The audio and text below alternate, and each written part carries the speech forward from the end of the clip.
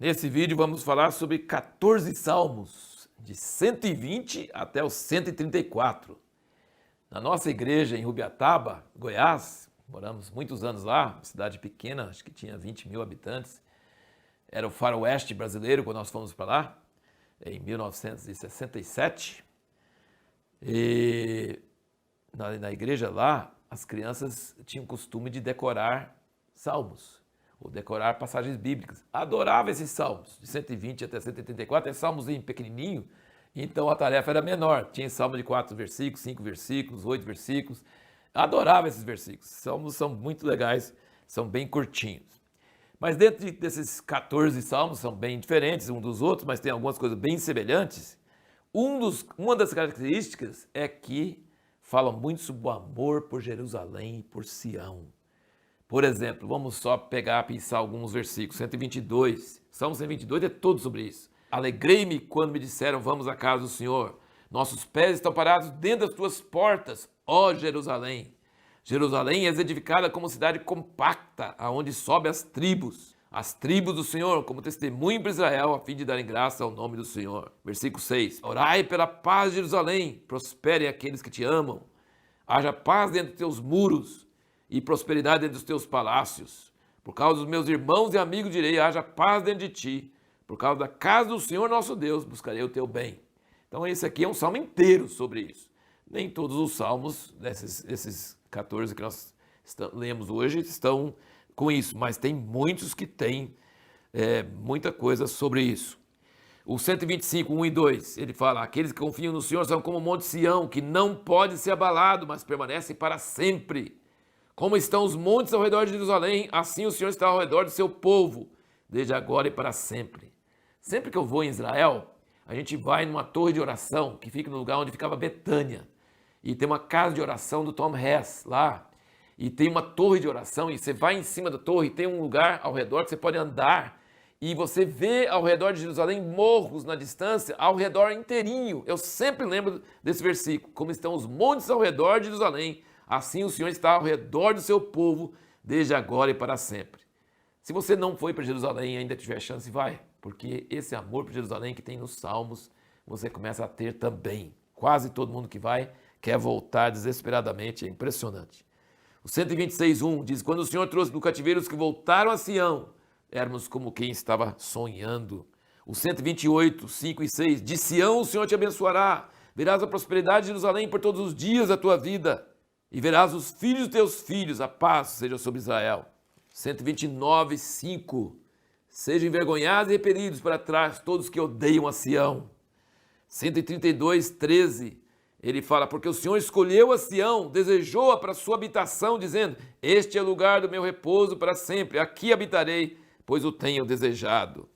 133, 3, como o orvalho de Hermon que desce sobre os montes de Sião, porque ali o Senhor ordenou a bênção e a vida para sempre. E 134, um salmo curtinho, quase igual ao 117, bem curtinho. Eis aqui, bendizei ao Senhor, todos vós servos do Senhor, que de noite assistis na casa do Senhor.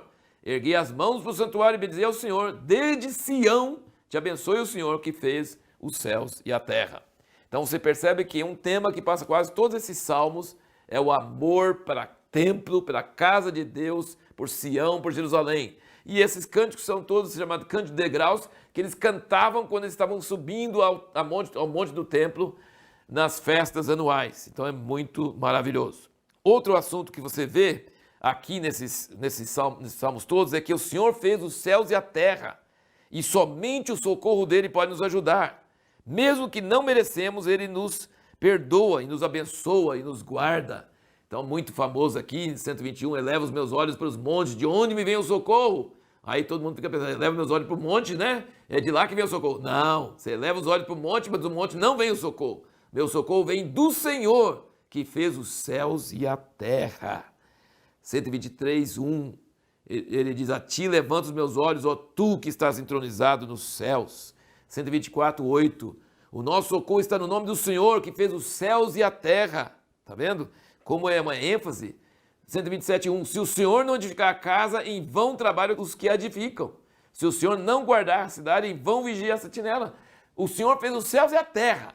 Se ele não te socorrer, ninguém pode. Só ele pode nos socorrer. E o 130, de 1 a 4, diz: das profundezas clamo a ti, ó Senhor. Senhor, escuta minha voz, tenha os teus ouvidos atentos à voz das minhas súplicas. Se tu, Senhor, observares as iniquidades, Senhor, quem subsistirá? Mas contigo está o perdão. Então, clamar ao Senhor, que fez os céus e a terra, é algo que realmente nos abençoa. Uma outra coisa tremenda que se vê aqui, e esses salmos eu acredito que tem sido um consolo e também um desabafo dos judeus por milhares de anos, ele fala sobre o sofrimento de Israel e clamando a Deus por socorro, para Deus cumprir a sua palavra. O antissemitismo, o ódio aos judeus tem durado milênios. Então esses salmos sempre são atuais. Eu vou só ler alguns trechos, por exemplo, do 123. A ti levanto os meus olhos, ao tu que estás entronizado nos céus. Eis que assim como os olhos dos servos atentam para a mão do seu Senhor e os olhos da serva para a mão de sua senhora, assim os nossos olhos atentam para o Senhor nosso Deus, até que Ele se compadeça de nós. Compadece-te de nós, ó Senhor, compadece-te de nós, pois estamos sobremodo fartos de desprezo. Tem havido épocas que os judeus têm sido mortos e perseguidos, queimados suas casas, estuprados suas mulheres, mortos seus filhos, queimados suas sinagogas. Tem tido tudo isso, mas quando não tem isso, eles são desprezados, opróbrio, os judeus, aquele povo diferente, aquele povo estranho. Então sempre que eles leem isso, sempre que eles cantam isso, compadece de nós, ó Senhor, compadece de nós, pois estamos sobre modo fartos de desprezo. A nossa alma está sobre modo farta da zombaria dos arrogantes, do desprezo dos soberbos. O 124 fala assim: não fora o Senhor que esteve ao nosso lado quando os homens se levantaram contra nós, ele nos teriam tragado vivos quando a sua ira se acendeu contra nós.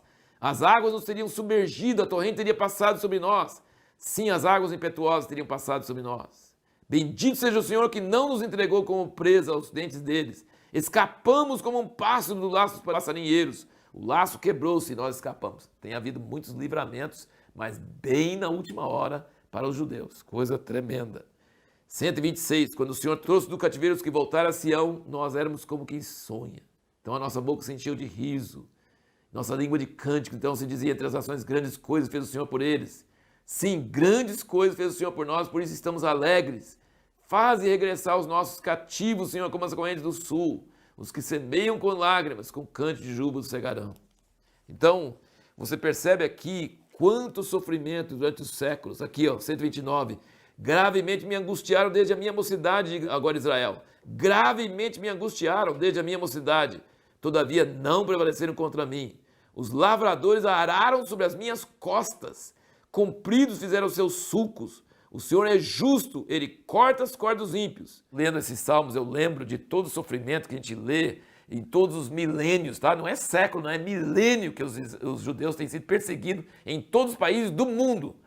E esses salmos têm expressado esse clamor, esse choro, essa reclamação de serem discriminados, de serem torturados, de serem mortos, mas que Deus muitas vezes providencia livramento e eles conseguem ainda continuar existindo. Aqui também tem um salmo, agora 132, fala sobre 2 juramentos.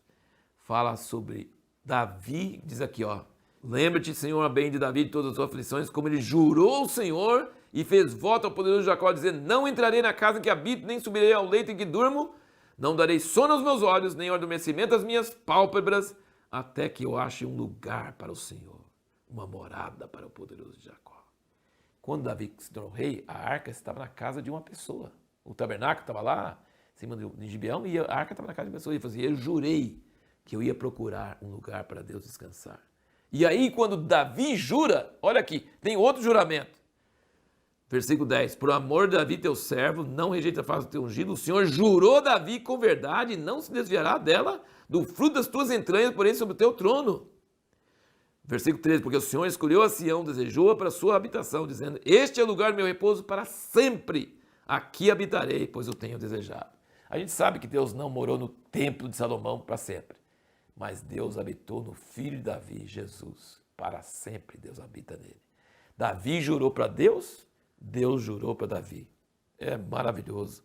Outro tema que fala muito aqui é sobre a família, né? Você pode ver nos 127, 128, fala sobre a mulher e os filhos, que são a herança do Senhor.